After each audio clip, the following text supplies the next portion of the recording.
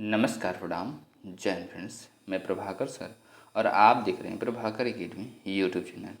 Friends, इस video में हम लोग डिस्कस करेंगे बिहार सामान्य ज्ञान अर्थात बिहार स्पेशल के बारे में। फ्रेंड्स, जो प्रीवियस ईयर में क्वेश्चंस पूछे गए हैं और उसके साथ साथ महत्वपूर्ण फैक्ट को भी डिस्कस किया जाएगा।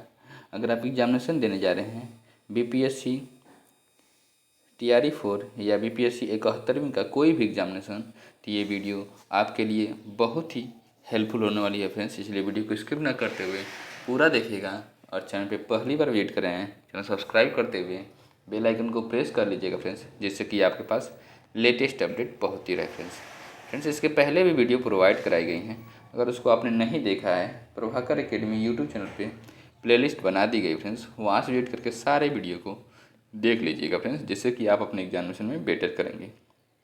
आइए वीडियो की शुरुआत करते हैं, ध्यान से देखिएगा फ्रेंड्स।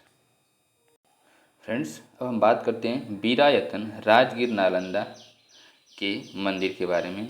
राजगीर में वीरायतन की स्थापना भगवान महावीर के 25वें निर्वाण महोत्सव के अवसर पर की गई थी।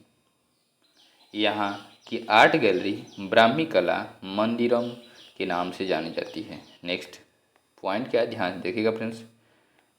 समवसरण पावापुरी नालंदा।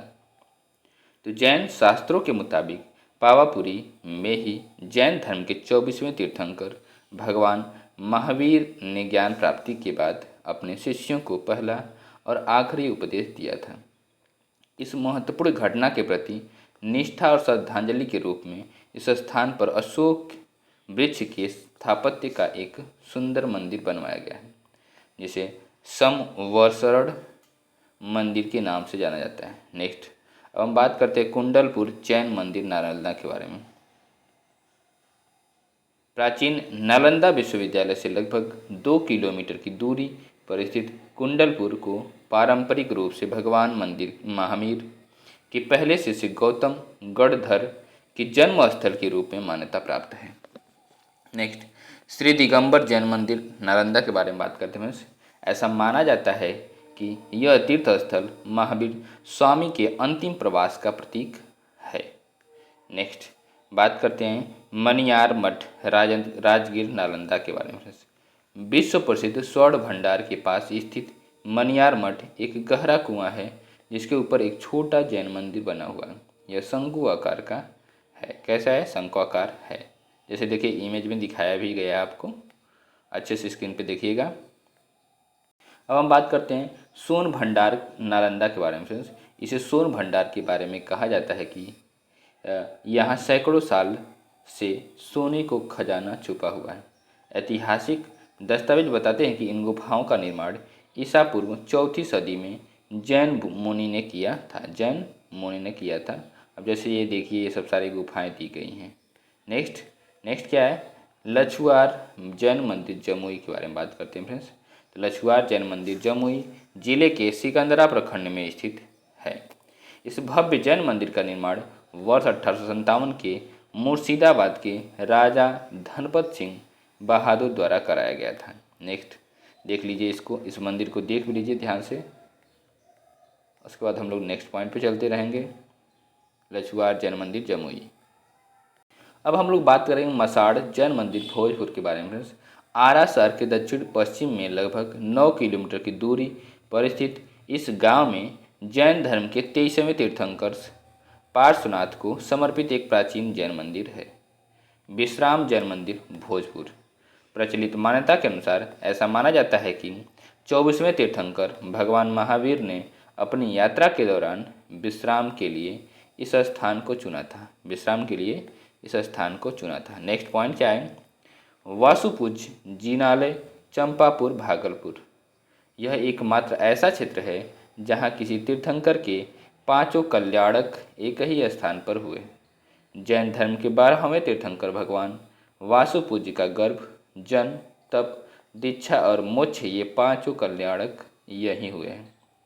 मंदार पर्वत बांका के बारे में बात करते हैं, ध्यान से देखिएगा। बांका जिला स्थित मंदार पर्वत एक प्रमुख जैन तीर्थ स्थल है। नेक्स्ट पॉइंट क्या है, पहाड़ी की चोटी पर भगवान वासुपूज्य स्वामी के पवित्र निर्वाण स्थल पर एक विशाल दिगंबर जैन मंदिर है। देखिए इस मंदिर को देखते भी चलिए। देखिए ये पहाड़ी पे सबसे बड़ा मंदिर जो दिखाई दे रहा है ना, ये वाला, उसी के बारे में बताया गया है। ये पहाड़ है, ये सब पहाड़ ही है। ठीक है। नेक्स्ट पॉइंट के ऊपर कहते हैं श्री गुनावा जी नवादा। श्री गुनावा जी नवादा, यह मंदिर जैन मुनि गणधर गौतम को समर्पित है। ऐसा माना जाता है कि गौतम स्वामी महावीर जी के मुख्य शिष्य थे। गौतम स्वामी जी ने भगवान महावीर के निर्वाण के 12 वर्ष पश्चात इसी स्थल पर निर्वाण की प्राप्ति की थी। नेक्स्ट अब हम बात करते हैं बौद्ध परिपथ के बारे में। विश्व को शांति का संदेश देने वाले बौद्ध धर्म का बिहार से सर्वाधिक गहरा संबंध रहा है और इस धर्म से संबंधित स्थलों एवं विरासतों को बौद्ध सर्किट में शामिल किया गया है। नेक्स्ट हम बात करते हैं इस परिपथ में शामिल प्रमुख स्थल के बारे में बात करते हैं।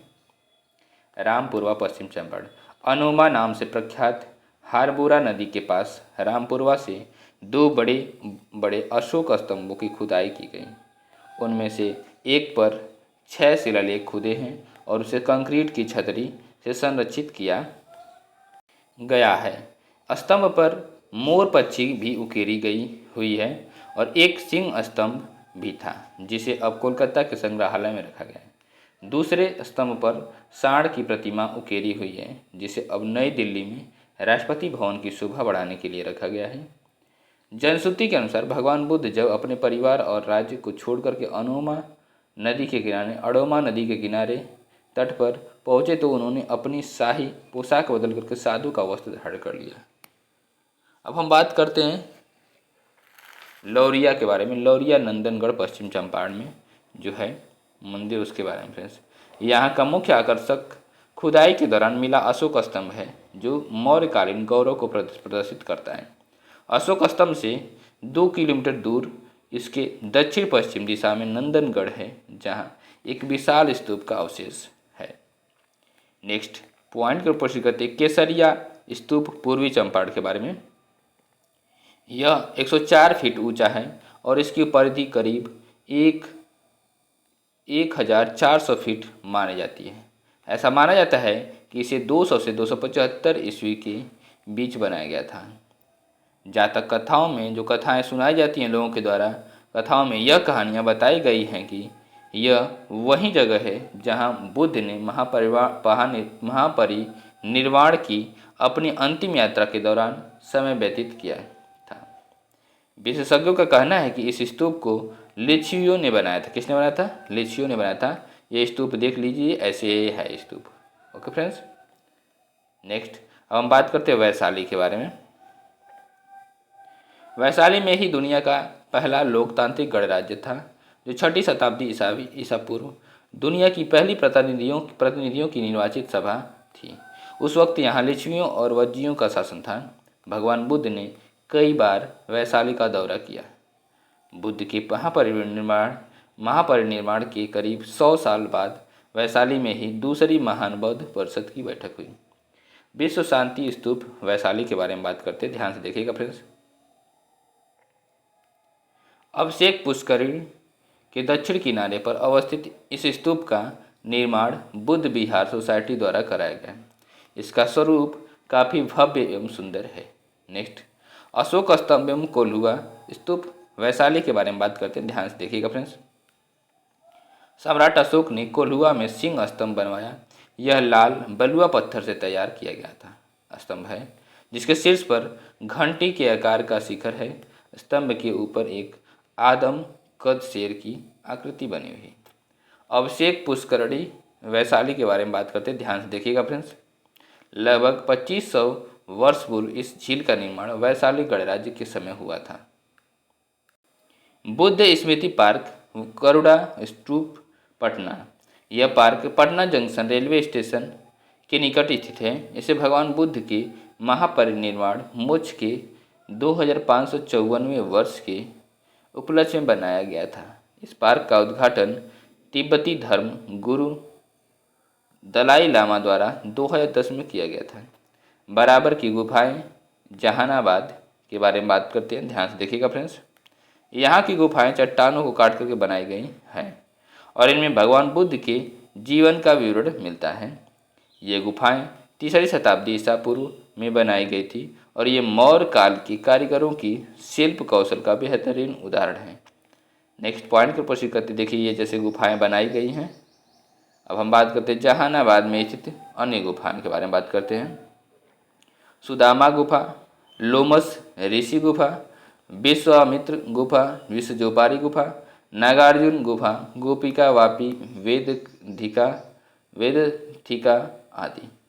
कौवा डोल पहाड़ियों पर पर्वत की मूर्तियाँ, गया में जो है इसके बारे में हम लोग डिस्कस करते हैं। क्या है, ध्यान से देखिएगा फ्रेंड्स अपने स्क्रीन पे।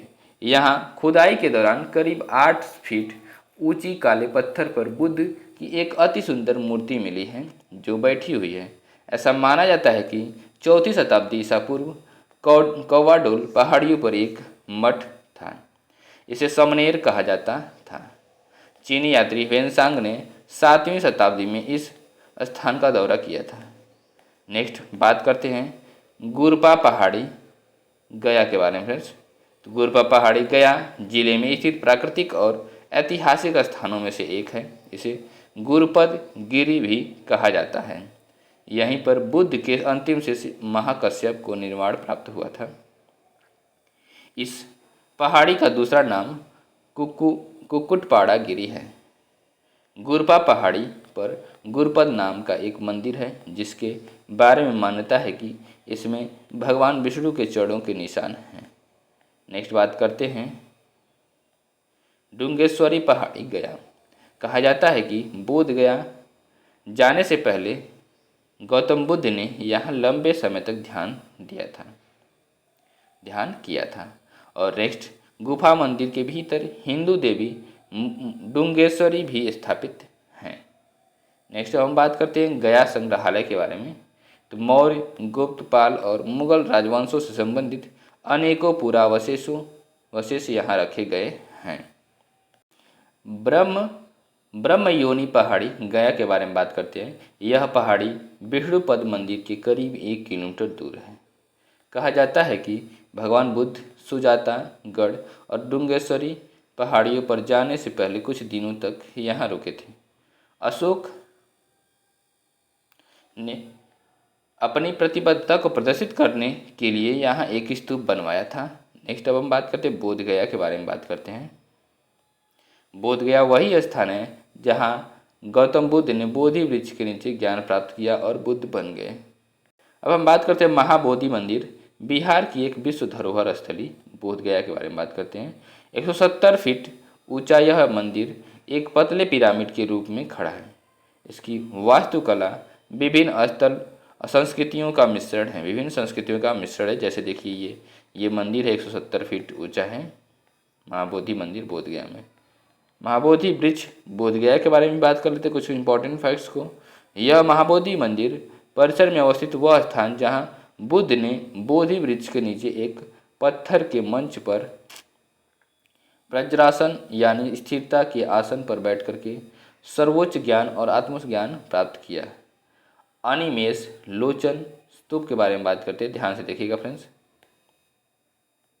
यहाँ पर बंधुत्व प्राप्त करने के बाद दूसरे सप्ताह में बुद्ध अपनी आंखें झपकाए बिना दिव्य संतुष्टि में लीन होकर के महान बोधि वृक्ष को देखते रहे थे। चक्रमण स्थल के बारे में बात करते हैं। तो ज्ञान प्राप्त करने के बाद बुद्ध इस पवित्र स्थान के चारों ओर घूमे थे। रत्नाघर के बारे में बात करते हैं। तो बुद्ध ने 4 सप्ताह यहाँ ध्यान करते हुए बिताया था और उनके व्यक्तित्व से 5 अलग अलग रंगों की एक पवित्र रोशनी निकली थी। ये 5 रंग बौद्ध ध्वज में मौजूद हैं।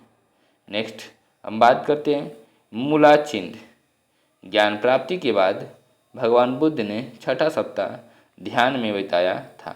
ऐसा कहा जाता है कि यहाँ एक सर्प राजा मूलाचिंद ने भारी बारिश से उनकी रक्षा की थी। नेक्स्ट अब हम बात करते हैं राजगीर के बारे में। प्राचीन शहर राजगिरी को अब राजगीर कहा जाता है। यह पटना से लगभग 100 किलोमीटर दक्षिण पूर्व में स्थित एक ऐतिहासिक रमणीय एवं धार्मिक स्थान है। प्राचीन काल में राजा वसु ने इसका नाम वसुमती रखा था। इससे राजाओं का घर कहा जाता था। नेक्स्ट बात करते हैं विश्व शांति स्तूप राजगीर के बारे में। यह सफ़ेद संगमरमर का स्तूप 1969 में रत्नागिरी पहाड़ी पर बनाया गया था। बुद्ध की 4 सुनहरी मूर्तियाँ इसके गोलाकार गुंबद को शोभित करती हैं। यह 129 फीट ऊंचा है। इसको इमेज में भी देख लीजिए कैसे है। देखिए 129 फीट ऊंचा है।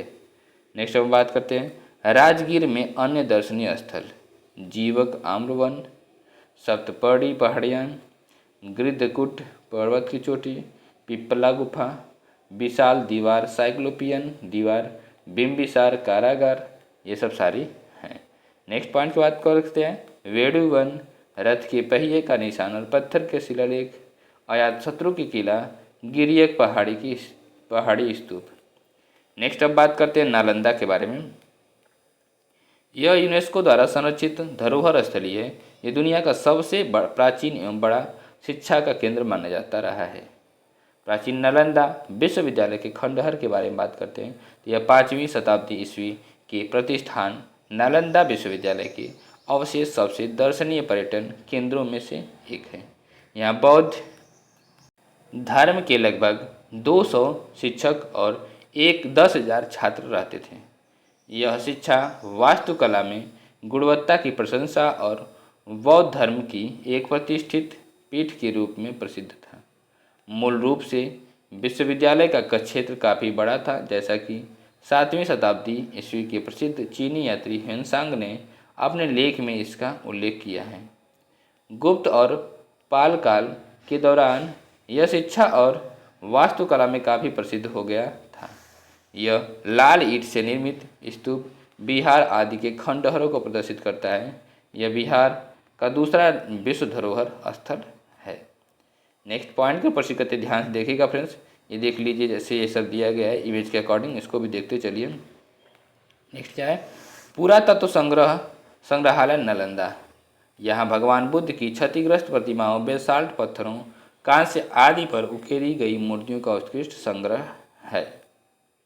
नेक्स्ट बात करते हैं फ्रेंड्स कि जुआफर-डी नालंदा के बारे में। तो जुआफर-डी प्राचीन स्तूप के लिए प्रसिद्ध है जो भारतीय पुरातत्व सर्वेक्षण ASI द्वारा खुदाई के दौरान मिला था। नालंदा में स्थित अन्य दर्शनीय स्थल के बारे में बात करते हैं, ध्यान से देखिएगा फ्रेंड्स। सारी लचक, मुस्तफ़ापुर, तेलारा के खंडहर, महामाया स्थान Jagdishpur, Xuanzang memorial hall. Friends video को देखने के लिए बहुत बहुत धन्यवाद। और चैनल पे पहली बार विजिट करें चलो सब्सक्राइब करके बेल आइकन को प्रेस कर लीजिएगा फ्रेंड्स, जिससे कि आपके पास लेटेस्ट अपडेट पहुंचती रहे फ्रेंड्स। इसके पहले भी वीडियो प्रोवाइड कराई गई है, अगर उसको आपने नहीं देखा तो Prabhakar academy YouTube channel playlist बना दी गई है, वहाँ से विजिट करके सारे वीडियो को देख लीजिएगा फ्रेंड्स। नमस्कार, bye bye, good night friends.